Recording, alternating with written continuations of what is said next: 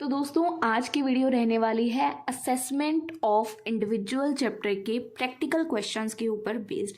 आपकी बहुत ज़्यादा डिमांड थी, पर इस वीडियो के अंदर ना एक्चुअल में आपका एक टेस्ट होगा, यानी कि आपका ये पता चलेगा कि आपने जो आपके बीकॉम 5th सेम में इनकम टैक्स लॉ का जो सब्जेक्ट था क्या आपने उसको पढ़ा था।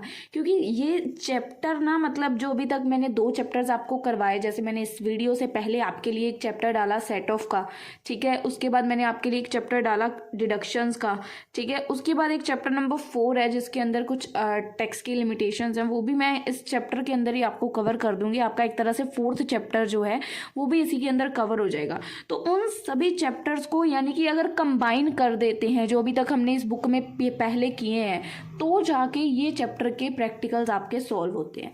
मैं एक बार आपको इसका इंडेक्स दिखाना चाहूँगी कि क्या मेरे पास ना एक्चुअल में बुक थोड़ी है पुरानी, तो कृपया करके ये मत बोलना कि दीदी पुरानी बुक क्यों लिया आपने। मेरे पास पुरानी ही पड़ी थी, अब न्यू नहीं मैं लाऊंगी, सीधा फाइनल टच खरीदेंगे क्योंकि ये लास्ट ही टाइम है। अगले बार से तो शायद सिलेबस ही चेंज हो जाएगा न्यू एजुकेशन पॉलिसी के अकॉर्डिंग। देखिए हमने फर्स्ट चैप्टर की आपको थ्योरी करवा दी, थर्ड चैप्टर की थ्योरी करवा दी, सेकंड के और थर्ड के प्रैक्टिकल भी करवा दिए।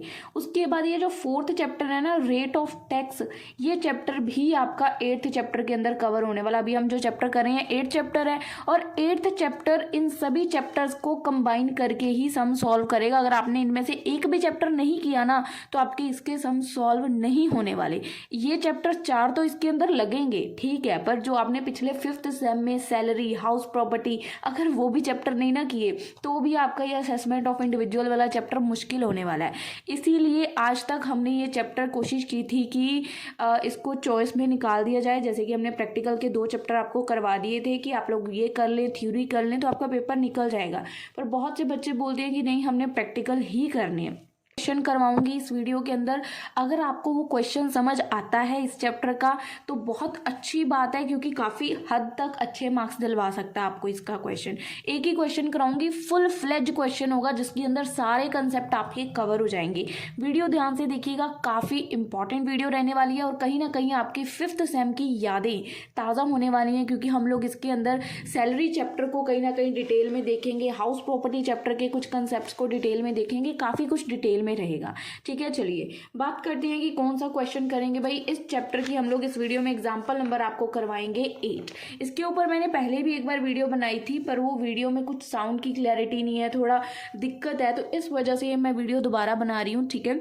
इसके अंदर पूरा कंसेप्ट रहेगा, इस एक क्वेश्चन के बेस पे ही आपका इस चैप्टर का एक बेस बन जाएगा। जैसे ही वो बेस बन जाएगा, आफ्टर दैट जो आपके 2020 से लेके 2025 तक एग्जाम में प्रैक्टिकल क्वेश्चन पूछे गए हैं उनके ऊपर मैं वीडियोस लाऊंगी। पर जैसे ही फाइनल टच मार्केट में आएगा, उसके बाद फाइनल टच आने तक मैं आपको सिर्फ कंसेप्ट की क्लैरिटी दे सकती हूँ कि ये कंसेप्ट है, इस कंसेप्ट के बेस पे आप अपनी प्रैक्टिस करनी शुरू कर सकते हो, बाकी एग्जाम्पल्स को समझना शुरू कर सकते हो और बैक एक्सरसाइज सॉल्व करनी शुरू कर सकते हो। ये एग्जाम्पल फुल फ्लेज एक क्वेश्चन पूरे चैप्टर में फुल फ्लेज जितने भी कंसेप्ट है सारे इसी एग्जाम्पल के अंदर है, ठीक है। तो ये एग्जाम्पल आपको पूरी डिटेल में समझाने वाली हूँ, ध्यान से सुनिएगा एक एक पॉइंट। चलिए सबसे पहले देखते हैं, Shrimati Sakshi Datta employ as a manager in a company at Mumbai जिसकी पॉपुलेशन है अबव 25 लाख से अबव पॉपुलेशन है, प्रोवाइड करती है हमें following details of her income for the year and 31 March 2020। Books पुरानी है तो आपका ईयर पुराना है, पर आपकी बुक में एग्जाम्पल होगी और ये एग्जाम्पल काफ़ी इंपॉर्टेंट है, ध्यान से समझिएगा। सबसे पहले हमें दी गई है सैलरी 25,000 पर मंथ। हमें जैसे 5 हेड्स मैंने आपको सेट ऑफ वाले चैप्टर में भी बताया था कि हमारे 5 हेड्स होते हैं, salary, house property, PGPP, capital gain, other security. वैसे ही इसके अंदर भी हम हेड्स बनाएंगे, आफ्टर दैट डिडक्शंस अप्लाई होंगी जो जो हम करते थे, ठीक है।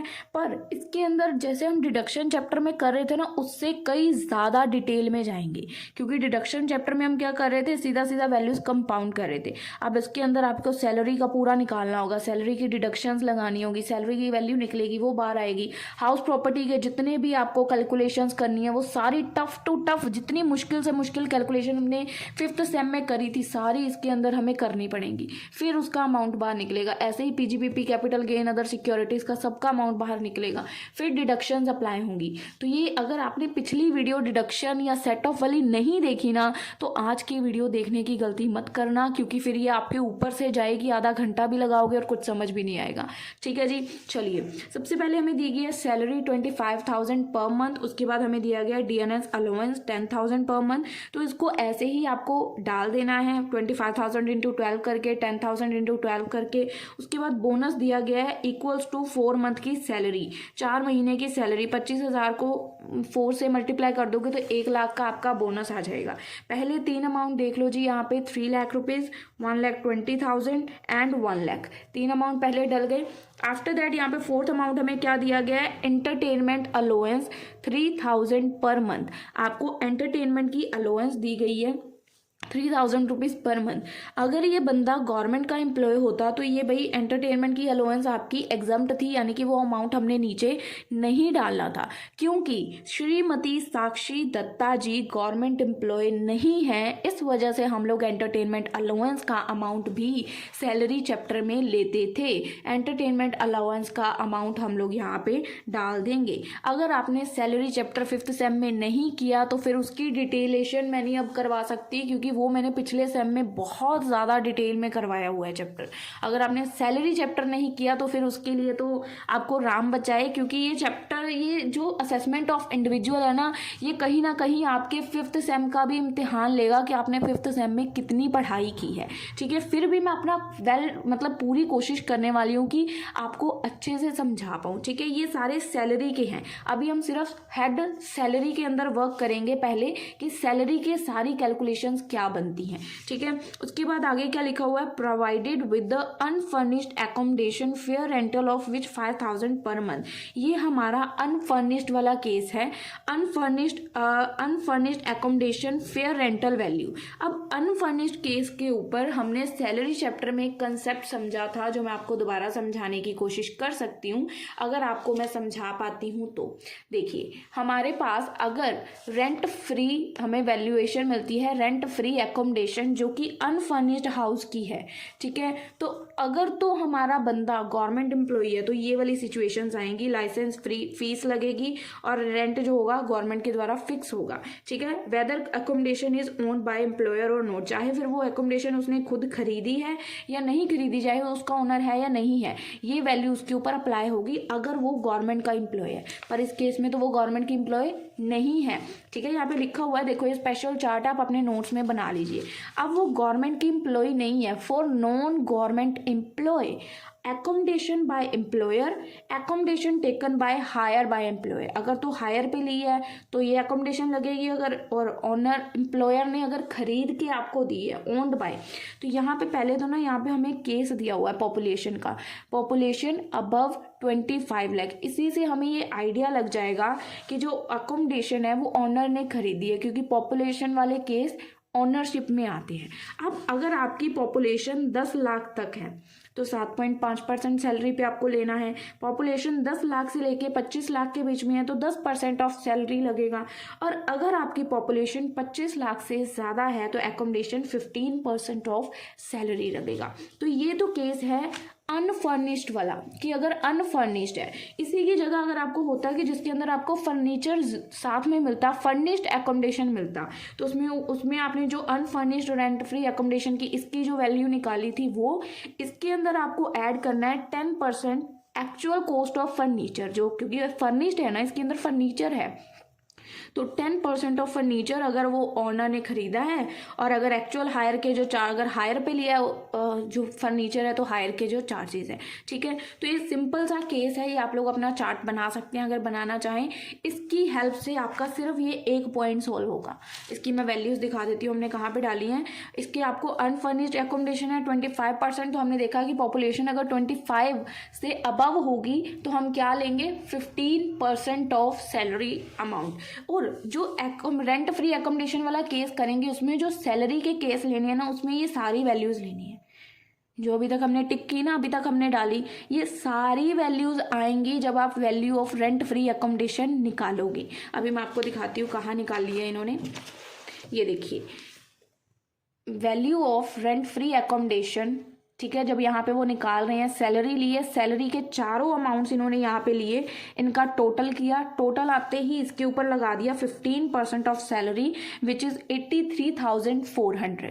ठीक है जी। आपको रेंट फ्री, क्योंकि ये अनफर्निश्ड थी, हमने क्वेश्चन में ही देखा ना कि उसको अनफर्निश्ड एकोमोडेशन मिल रही है, अनफर्निश्ड एकोमोडेशन मिल रही है, और केस जो है वो अबव 25 लाख से अबव का केस है पॉपुलेशन का। तो हमें सिंपल समझ आ गया कि हमने कौन सा केस अप्लाई करना है।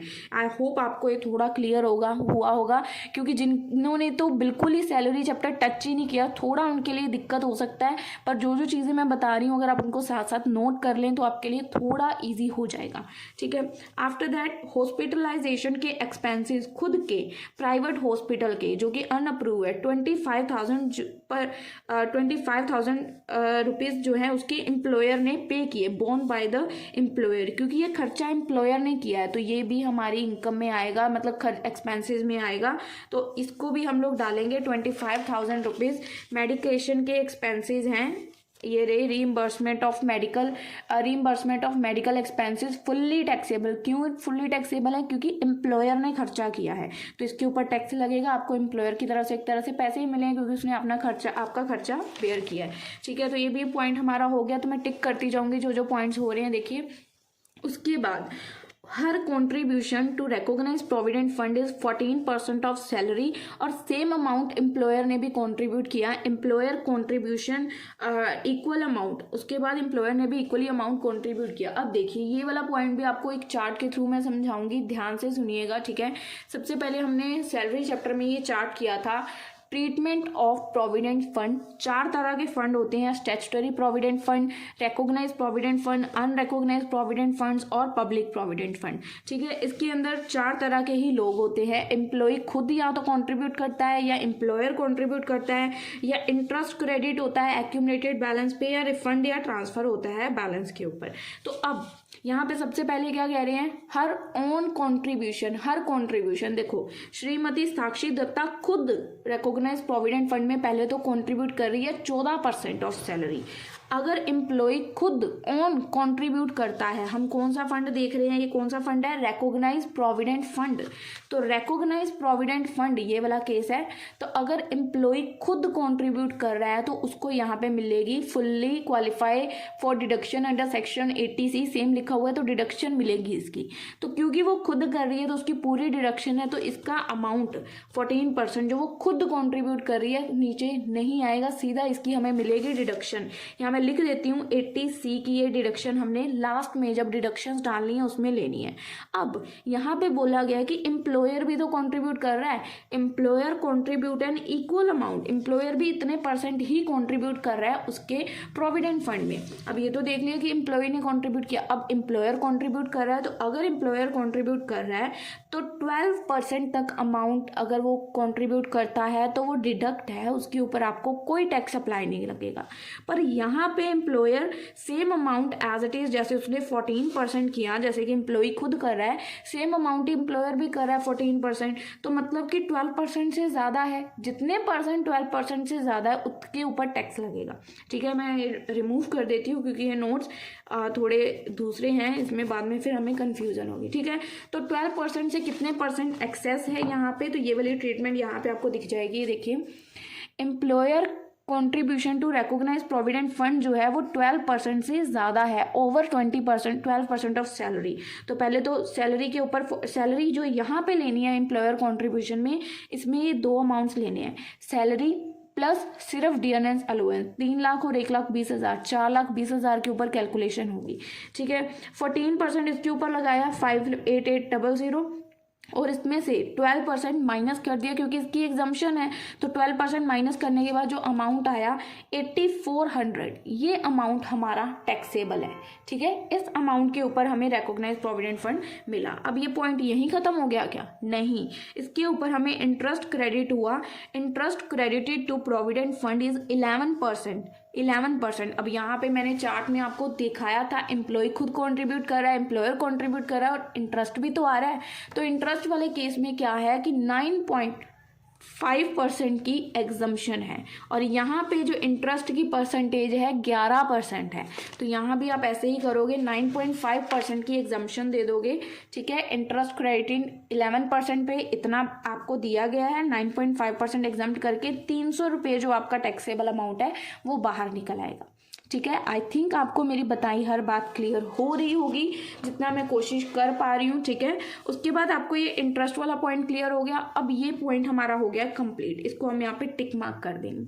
अब इसको अब रहने के लिए यहाँ पे देखिए रेंट फ्री अकोमोडेशन मिली थी, यानी कि रेंट फ्री रहने के लिए घर मिला था उसको, ठीक है। अब वही पॉइंट उसके बाद शी इन कैश 2 मंथ्स, उसने 2 महीने की लीव ली, जिसके अंदर यहाँ पे लिखा है कि हमने डीएनएस अलाउंस इंक्लूड करके लेने हैं, ठीक है। डीएनएस अलाउंस इंक्लूड करके लेने हैं, यानी कि salary plus DNS allowance 25,000 plus 10,000 include करके टोटल 35,000 के ऊपर 2 महीने की हमने लीव इन कैशमेंट लगानी है। शी इन कैश 2 मंथ्स लीव इन कैशमेंट, तो encashment of leave for 2 months, 25,000 की सैलरी, 10,000 का डीएनएस अलाउंस, 2 महीने के लिए 70,000 का अमाउंट आ गया, ठीक है। और यहीं पे आके हमारी सैलरी की सारी कैलकुलेशन कंप्लीट हो जाती है। अगर हम यहाँ पे रीड करें, ये अदर सोर्सेज जो हमारा हेड है उसके अंदर आता है, ये भी अदर सोर्सेज का है, ये हमारा अगला हाउस प्रॉपर्टी का है, ठीक है। तो ये सारे अगले हेड्स आ गए, यहाँ तक हमारे सैलरी के सारे हेड हो जाते हैं कंप्लीट। अब हम सैलरी का ना यहाँ पे कर देंगे टोटल अप, सैलरी का टोटल अप करके सारी वैल्यूज को टोटल करेंगे, ग्रोस सैलरी निकल आएगी 7,43,100 की,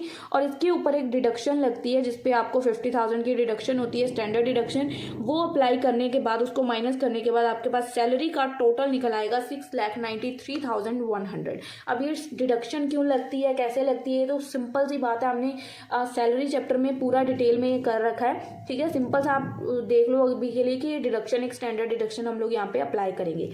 अब सैलरी हेड हो गया हमारा कंप्लीट। अब हमने लगाना है हाउस प्रॉपर्टी पे चलते हैं। सैलरी हेड हो गया कंप्लीट। हाउस प्रॉपर्टी की बात करें, हाउस प्रॉपर्टी के अंदर हम क्या करते होते थे पहले वो देखते हैं, क्योंकि हाउस प्रॉपर्टी पे जंप करेंगे तो हमें ऐसे समझ नहीं आएगा। ये अदर सिक्योरिटीज वाला है, इसको यहीं पे छोड़ देते हैं, अदर सोर्स वाला, ठीक है, इसको बाद में करेंगे। उसके बाद हमें इंटरेस्ट रिसीव हो रहा है post office saving bank account से 2,000, ये भी अदर सोर्स वाला है, इसको भी अभी छोड़ देते हैं, बाद में करते हैं। हाउस प्रॉपर्टी वाले केस पे आते हैं। हाउस प्रॉपर्टी वाले चैप्टर में हम लोग क्या कर रहे थे 5th सेम में, कि जो ये हमारी एक्सपेक्टेड रेंट वैल्यू थी ये हम लोग कैसे निकाल सकते थे। सबसे पहला स्टेप हम क्या करते थे, देखते थे म्यूनसिपल वैल्यू और फेयर रेंट दोनों में से कौन सी वैल्यू बड़ी है, हायर है, वो वैल्यू ले लेते थे। जो भी इसमें से हायर निकल के आती थी वो यहाँ पे रखते थे, फिर उसको स्टैंडर्ड रेंट के साथ कंपेयर करते थे और देखते थे विच एवर इज लोअर, दोनों में से कौन सी वैल्यू लोअर है। ऐसे देखने से जो भी वैल्यू लोअर होती थी वो हमारी एक्सपेक्टेड रेंटल वैल्यू निकल आती थी। उसके बाद हमें ग्रोस एनुअल वैल्यू निकालनी होती थी, तो जो हमने एक्सपेक्टेड वैल्यू निकाली थी वो उसको कंपेयर करते थे एक्चुअल रेंट के साथ और देखते थे कौन सी वैल्यू हायर है, higher, lower, higher and again इसमें हमने हायर देखना है। तो ये चीज़ याद रखनी है आपको। ये कंसेप्ट के ऊपर ही आपका हाउस प्रॉपर्टी का पूरा चैप्टर डिपेंड है और इसके अंदर हमें डिडक्शंस भी मिलती हैं, वो मैं आपको अभी समझाऊंगी। पहले लगाते हैं। देखिए, she let out her house property at Delhi 3,000 per month पे उसने लेट आउट वाला केस है। She could not realise the rent for the month of January and February.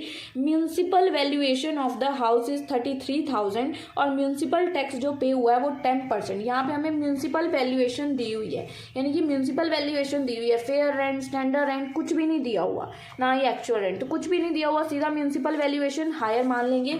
तो सीधा म्यूनसिपल वैल्यूएशन 33,000, पहले तो हम यहाँ पे लिख देंगे कि म्यूनसिपल वैल्यूएशन हमारी 33,000 की है, ठीक है। उसके बाद हम देखेंगे कि हमें कितना रेंट रिसीव हुआ, रेंट हमें कितना रिसीव हुआ, उसके बाद 3,000 पर मंथ के हिसाब से हम लोग देख लेंगे 3,000 इंटू 12 करके हमें कितना रेंट रिसीव हुआ, 3,000 इंटू 12 करके उसको देख लेंगे कितना रेंट रिसीव हुआ, 36,000। और 2 महीने के लिए यहाँ पे लिखा हुआ था for the month January and February, उसको कोई भी रेंट रियलाइज नहीं हुआ। She could not realise the rent for the month January and February, उसको कोई रेंट रिसीव नहीं हुआ, यानी कि 2 महीने के लिए उसका घर जो है खाली रहा। तो 6,000 रुपये इसमें से माइनस करके 30,000 का जो उसको एक्चुअल रेंट रिसीव हुआ। मैंने कहा था ना पहले आपको एक्सपेक्टेड रेंट निकालना है। एक्सपेक्टेड रेंटल वैल्यू में ना हमें फेयर रेंट गिवन था ना स्टैंडर्ड, सीधा म्यूनसिपल गिवन था, तो हमने म्यूनसिपल को ही वैल्यू मान लिया कि एक्सपेक्टेड है।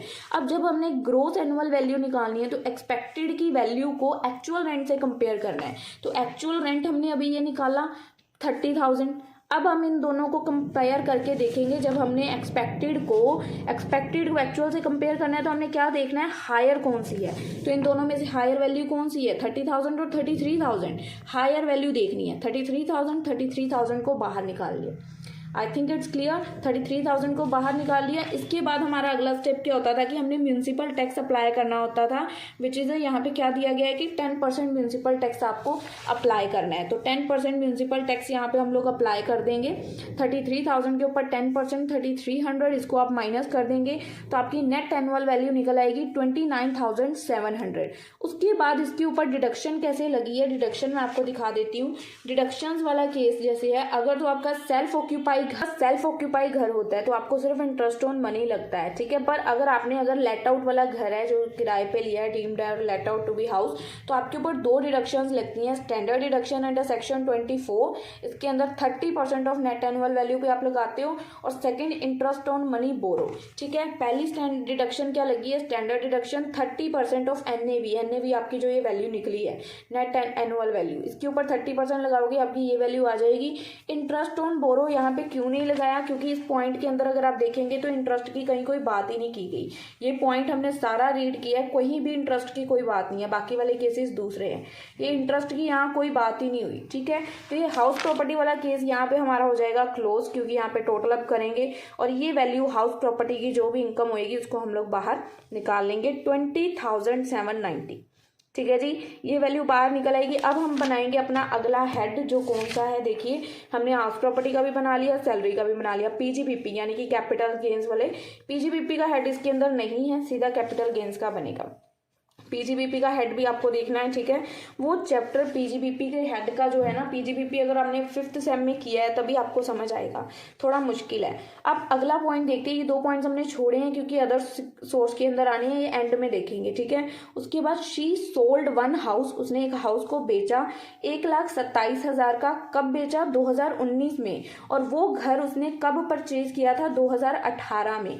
45,000 का खरीद के 1,27,000 का बेच दिया, यानी कि उसको शॉर्ट टर्म का कैपिटल गेन हुआ है ना। 2018 में खरीदा, 2019 में बेच दिया, कितने का प्रॉफिट हुआ, शॉर्ट टर्म कैपिटल गेन कितना हुआ, यहाँ पे आप लोग डाल दोगे कैपिटल गेन के अंदर पहली value short term capital gain 1,27,800 का, ठीक है। इतने नहीं, 1,27,800 का उसने मतलब सेल प्राइस था, और उस घर की कॉस्ट कितनी थी, 45,000, तो उसको 82,000 का प्रॉफिट हुआ, ठीक है। ये हमने डाल दिया। उसके बाद अगला पॉइंट रीड करते हैं। शी सोल्ड अनदर हाउस, एक और घर को उसने सेल किया 2019 में 2,20,000 का। ये घर उसने खरीदा था 2005 में 90,000 का, पर 2006 और 2019-20 की वैल्यू का यहाँ पे डिफरेंस दिया हुआ है, तो ये वैल्यू हमें निकालनी पड़ेगी। जैसे 90,000 की वैल्यू है जितने का उसने खरीदा था, कॉस्ट निकालनी पड़ेगी कि 90,000 का उसने खरीदा था, तो ये वैल्यूज, ये जो 289 है और 117 है, इनकी मदद से आप निकालोगे 289/117 करके इसकी वैल्यू निकालोगे कि कॉस्ट कितनी है। सेल तो 2,20,000 में कर दिया, ठीक है, सेल 2,20,000 में तुमने कर दिया, पर कॉस्ट कितनी है उसकी, कॉस्ट आप लोग ये जो इंडेक्स वाला सिस्टम है इसके थ्रू निकालोगे। कॉस्ट उसकी इतनी आएगी कि इतने की थी, तो इतने में तूने कैसे बेच दी, ठीक है, इतनी कॉस्ट बनती थी, इतने में बेच दी, तो एक्चुअल में तो तुम लॉस में रहे। और जब हमारे पास लॉन्ग टर्म कैपिटल लॉस आता है तो उसको हम बाहर नहीं निकालते हैं, क्योंकि लॉन्ग टर्म का लॉस सिर्फ लॉन्ग टर्म के प्रॉफिट से ही कवर हो सकता है, अदरवाइज हम उसको कैरी फॉरवर्ड कर देते हैं अगले साल में। ये लॉस हम बाहर नहीं निकालेंगे, तो इस अमाउंट को सीधा बाहर निकाल देंगे, क्योंकि टोटल अब यही आएगा। और यहीं पे हमारा कैपिटल हेड का, कैपिटल गेन का हेड भी क्लोज हो जाएगा, ठीक है। ये वाला केस हो गया। अब उसके बाद इनकम फ्रॉम यूनिट्स, यूटीआई का अगर आपको कहीं भी कुछ दिख जाए ना तो उसकी आपको पूरी एग्जम्पशन मिलेगी, यानी कि उस अमाउंट को आप नहीं डालोगे, ठीक है। यूटीआई का अमाउंट ये देखिए यहाँ पे लिखा हुआ है अदर सोर्स के अंदर, income from UTI units exempt under section 10(5), तो ये आपको एग्जम्पशन मिल जाएगी जहाँ भी आपको यूटीआई का अमाउंट दिखता है, ठीक है। ये वाला हो गया। उसके बाद मुझे ये सारी डिडक्शंस दिख रही हैं 80C की 80G की, है ना, ये सारी डिडक्शंस है। उसके बाद अदर सोर्स वाले दो ऊपर थे point, interest on government securities 13,000 की, ये ऐसे ही डल जाएंगी। और उसके बाद interest receive from post saving bank account, जो पोस्ट सेविंग बैंक अकाउंट वाला इंटरेस्ट है ना, इसके अंदर हमें 3500 तक की एग्जम्पशन है। अगर ये आपको इंटरेस्ट 4,000 रुपये रिसीव हुआ होता तो 500 रुपये आपका टैक्सेबल होना था, 3500 की आपको एग्जम्पशन मिल जानी थी। पर क्योंकि ये सिर्फ 2,000 ही है तो 3500 तक मैक्सिमम एग्जम्पशन है, उसके ऊपर टैक्स अप्लाई नहीं होता, तो ये वाला भी आपका नील आएगा और 13,000 का अमाउंट एक डल जाएगा। तो यहाँ देख लीजिए 13,000 की एक वैल्यू डली है, बाकी ये वाला इन्होंने एग्जम्प्ट बताया 3500 तक, ठीक है। ये करके ये भी अदर सोर्स वाला हेड भी आपका यहाँ पे डल जाएगा। अब सभी हेड्स की वैल्यू हमने यहाँ पे निकाल ली एक साइड में। अब सभी हेड्स की वैल्यू को टोटल करके आपकी ग्रोस टोटल इनकम निकल आएगी। देखो कितना ज़्यादा डिटेल में क्वेश्चन है। टोटल इनकम निकल आई, अभी कंप्लीट नहीं हुआ क्वेश्चन, अभी हम इसके अंदर डिडक्शंस अप्लाई करेंगे, अभी हम इसके ऊपर डिडक्शंस अप्लाई करेंगे, ठीक है। डिडक्शंस वाला केस अब देखिए, डिडक्शंस में कौन सी किस सेक्शन की डिडक्शन गिवन है। नेशनल सेविंग स्कीम है, ये 80C की डिडक्शन है। नेशनल डिफेंस फंड है, जो मैंने आपको डिडक्शन वाले प्रैक्टिकल वाली वीडियो में समझाए हैं अच्छे से, जो फंड वाले होते हैं 80G की विद और विदाउट लिमिट में केसेस होते हैं। एक फैमिली प्लानिंग का केस आता है 80G। अब ये डिडक्शंस आपको तब तक समझ नहीं आएंगी अगर आपने मेरी डिडक्शन चैप्टर की प्रैक्टिकल की वीडियो नहीं देखी है, तो फिर उसमें मेरा कोई हाथ नहीं है कि मैं आपको कैसे समझाऊं, क्योंकि मेरे हाथ में ही नहीं। अगर आपने मेरी पिछली वीडियोज ही नहीं देखी तो मैं आपको क्या ही समझाऊं, ठीक है ना। तो आपको ये डिडक्शंस अप्लाई करनी आती हैं वैसे तो। अगर आपने वीडियो देखी है 80C की डिडक्शन पहले लग जाएगी 15,000 की, तो यहाँ पे देखिए 15,000 की 80C की डिडक्शन लगाई है पहले इन्होंने, ठीक है। और दूसरी एक हमने कहा था 80C की यहाँ पे डिडक्शन है जहाँ पे वो खुद अपने रिकॉग्नाइज प्रोविडेंट फंड में कंट्रीब्यूट कर रही है, तो 14% ऑफ सैलरी के अमाउंट का 14%, जैसे कि 3 लाख और 1,20,000 को ऐड करके 420 के ऊपर यहाँ पे 12% लगाएंगे तो 588,800 अमाउंट आ जाएगा। ये आपका employee contribution to recognise provident fund करके क्वालिफाइंग अमाउंट आ जाएगा 73800 80C की डिडक्शन। और 80C की क्या थी कि एक्चुअल अमाउंट और 1,50,000 दोनों में से, यानी कि एक्चुअल अमाउंट कितना आया 73800, तो विच एवर इज लेस, दोनों में से कौन सी वैल्यू छोटी है, दोनों में से कौन सी वैल्यू छोटी है भाई 73800, जो भी वैल्यू छोटी है उसको हम लोग बाहर निकाल देंगे, उसी की हमें डिडक्शन मिलेगी। तो फर्स्ट डिडक्शन हमें मिल गई। सेकंड डिडक्शन हमें मिलेगी 80DD की, डबल डी यानी कि डिपेंडेंट डिसेबल, जो हमारी ये वाली डिडक्शन है।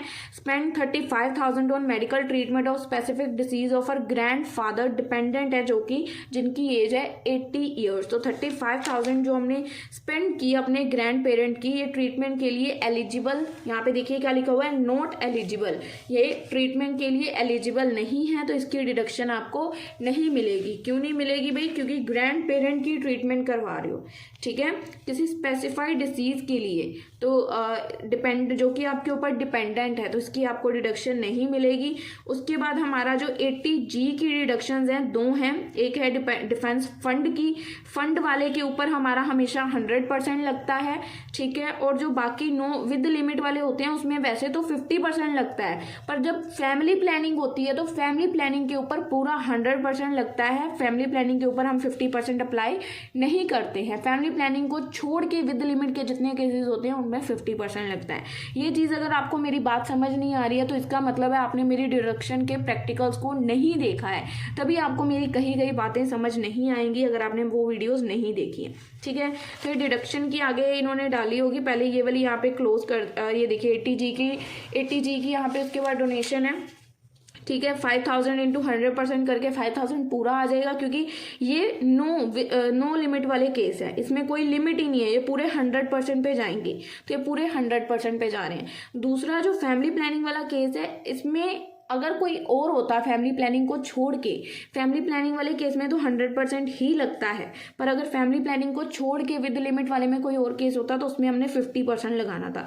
जस्ट बिकॉज ये फैमिली प्लानिंग का केस है तो 100% पे इसको बाहर निकालेंगे, टोटल ऑफ 13,000, तो इस सारी डिडक्शन का टोटल करेंगे 86,800, और ये डिडक्शंस हैं तो टोटल इनकम में से क्या होंगी, माइनस।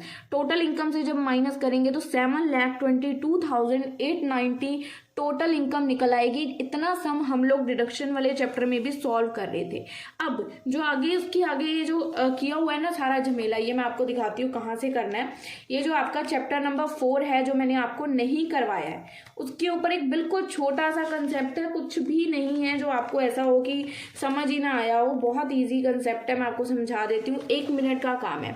ये देखिए, टैक्स स्लैब देखनी है। अगर कोई इंडिविजुअल है, कोई बंदा है, AOP है, BOI है, आर्टिफिशियल जुडिशियल है, तो ये केस होगा। 2,50,000 तक नील का केस होगा। 2,50,000 से 5 लाख तक 5% लगेगा। 5 लाख से 10 लाख तक 20% लगेगा। और अगर आपकी वैल्यू टोटल इनकम 10 लाख से अबव जाती है तो 30% टैक्स लगेगा। अगर आपका सीनियर सिटीजन का केस है, 3 लाख तक नील है, 3 लाख से 5 लाख तक 5% टैक्स लगता है। ठीक है, टैक्स स्लैब के रेट्स हैं। ठीक है, उसके बाद resident, super senior citizen, super senior का सिटीजन का केस आ जाता है। और उसके बाद सरचार्ज है। आपकी बुक्स में चैप्टर नंबर 4 होगा, तो आप लोग इन टैक्स स्लैब को एक बार रीड कर लीजिएगा। यही अब हम अप्लाई करने वाले हैं, आपको समझ आएगा कैसे अप्लाई करें। अभी जो श्रीमती साक्षी दत्ता जी हैं, वो सिर्फ एक इंडिविजुअल हैं जो कि काम करती हैं, ना ही वो सीनियर सिटीजन है, ना ही वो स्पेशल सीनियर सिटीजन है। अभी क्वेश्चन एक बार दिखा देती हूँ। देखिए, श्रीमती साक्षी दत्ता एक एम्प्लॉय की तरह काम करती है, मतलब नॉर्मल इंसान है साक्षी दत्ता। ठीक है, इसमें ये नहीं है कि वो कोई सीनियर सिटीजन का केस है। तो सिंपल केस, इसमें हमने स्लैब्स अप्लाई करनी है इंडिविजुअल वाली। जितना भी टोटल आया है 2,50,000 तक नील, 2,50,000 से 5 लाख तक का 5%, 5 लाख से 10 लाख तक 20%, ऐसे वैल्यूज लगानी है। अब हमारी टोटल इनकम कितनी आई है? 7 लाख रुपए, 7,22,890 रुपये। इसमें से पहले 2.5 लाख की वैल्यू जाएगी नील, कोई टैक्स नहीं लगेगा। ठीक है, अगले 2.5 लाख के ऊपर लगेगा 5% टैक्स, यानी कि 12,500। अब 2.5 और 2.5 टोटल हो गया 5 लाख रुपीज। 5 लाख ये टोटल कितना है? 5 लाख में से इसको माइनस कर दो, 7,22,000, 2,22,890 रुपीज़ एक्स्ट्रा बचेंगे, जिसकी टैक्स स्लैब बनेगी 20%। तो ये आप 20% लगा के ये सारी टैक्स स्लैब, टोटल तो हमारी इतनी वैल्यू आई ना, है ना, टोटल वैल्यू इतनी आई। तो यहाँ पे टैक्स स्लैब अप्लाई करके 57,008 आपका टोटल टैक्स निकल आएगा। अब जब आपकी जो टोटल इनकम है, अगर आपकी टोटल इनकम 5 लाख से कम होती, ये 5 लाख से ज़्यादा आई है, अगर आपकी टोटल इनकम 5 लाख से कम होती तो टोटल टैक्स आने के बाद इसमें से आपने रिबेट की वैल्यू 12,500 मैक्सिमम होती है, बाकी डिपेंड करता है यहाँ कितनी वैल्यू आई। अगर 12,500 से कम आ जाती यहाँ पे वैल्यू, तो फिर वही वैल्यू माइनस होनी थी। पर 12,500 मैक्सिमम रिबेट की वैल्यू है जो आपको यहाँ से माइनस करनी होती है। ठीक है, तो आपको रिबेट माइनस करना होता है अगर आपकी टोटल इनकम 5 लाख से कम आती है। पर क्योंकि आपकी टोटल इनकम 5 लाख से ज़्यादा आई है, तो यहाँ पे आपको सेस अप्लाई होगा, और वो भी ऐड होगा। रिबेट माइनस होता है, सेस ऐड होता है। हेल्थ एंड एजुकेशन सेस लगेगा 4%, इसके ऊपर आप टैक्स के ऊपर 4% लगाओगे, और ये टैक्स आपका ऐड ऑन होगा, और इसको ऐड करके टैक्स पेएबल की वैल्यू 59,361 रुपीज़ निकल आएगी। और इसी के साथ कहीं ना कहीं मैंने आपको chapter 4 schedule of rates of tax का भी फॉर्मेट बता दिया कि इस चैप्टर के अंदर होगा क्या। स्लैब्स हैं कि टैक्स की स्लैब किसके ऊपर कितनी अप्लाई होगी। ठीक है, ये हो सकता है अभी प्रीवियस ईयर्स की बुक्स में चेंज हुआ हो, कुछ परसेंटेज में चेंज आया हो, क्योंकि मेरे पास, मैं बता रही हूँ, बुक ना जो है काफ़ी पुरानी है, 2021 की है। अभी हम 26 में है, 2026 में। मैं नई क्यों नहीं लाई? क्योंकि अभी ये बुक चेंज हो जाएगी, क्योंकि मतलब अगले साल न्यू एजुकेशन पॉलिसी अप्लाई हो जाएगी। इसका मैं सीधा आपके लिए फाइनल टच लाऊंगी, क्योंकि मार्केट से इस बार मैं बहुत सारी बुक्स लेके आई हूँ, तो ऑलरेडी बहुत सारे पैसे स्पेंड हो चुके हैं। ठीक है, तो इसकी अब ये फुल फ्लेज क्वेश्चन जो मैंने अभी आपको समझाया, क्वेश्चन यहाँ पे हो जाता है खत्म। ये फुल फ्लेज क्वेश्चन जब आपको समझ आ जाएगा, फिर आप पेपर में चाहे इसकी स्टेप मार्किंग लेके आ सकते हो करके, या आप इसको कोशिश करें कि मैं आपको, क्योंकि प्रीवियस ईयर के क्वेश्चन के सोल्यूशन ज़रूर प्रोवाइड करूंगी। फाइनल टच आते ही मैं आपको वीडियो में बताऊंगी कि फाइनल टच में क्या क्या क्वेश्चन है, कितने इंपॉर्टेंट है, कैसे करने हैं, सब समझाऊंगी। ठीक है, पर फाइनल टच आने तक आपको ये एक क्वेश्चन मैंने फुल फ्लेज समझा दिया, इसके बेस पे आप इसकी बाकी एग्जांपल्स की प्रैक्टिस कर सकते हो, बैक एक्सरसाइज को सॉल्व कर सकते हो, क्योंकि करना तो देखो आपको ही है प्रैक्टिस। अब आप बोलोगे दीदी एक एक एग्जांपल समझा दो, मेरे पास भी इतना टाइम नहीं होगा और आपके पास भी नहीं है। ठीक है, तो कृपया करके फुल फ्लेज एग्जांपल को अच्छे से समझो, एक एक बात जो बोली जा रही है उसको सुनो, और उसके बेसिस पे अपने क्वेश्चंस को सॉल्व करना शुरू करें। बाकी आपके पास हमारी इंस्टा आईडी का लिंक हमारे चैनल पर हमने आपको दे रखा है, अगर कोई भी प्रॉब्लम है आप हमें वहाँ पे कॉन्टैक्ट कर सकते हैं। चलिए मिलेंगे हम लोग आपसे अपनी अगली वीडियो में, तब तक के लिए स्टे ट्यून, गुड बाय।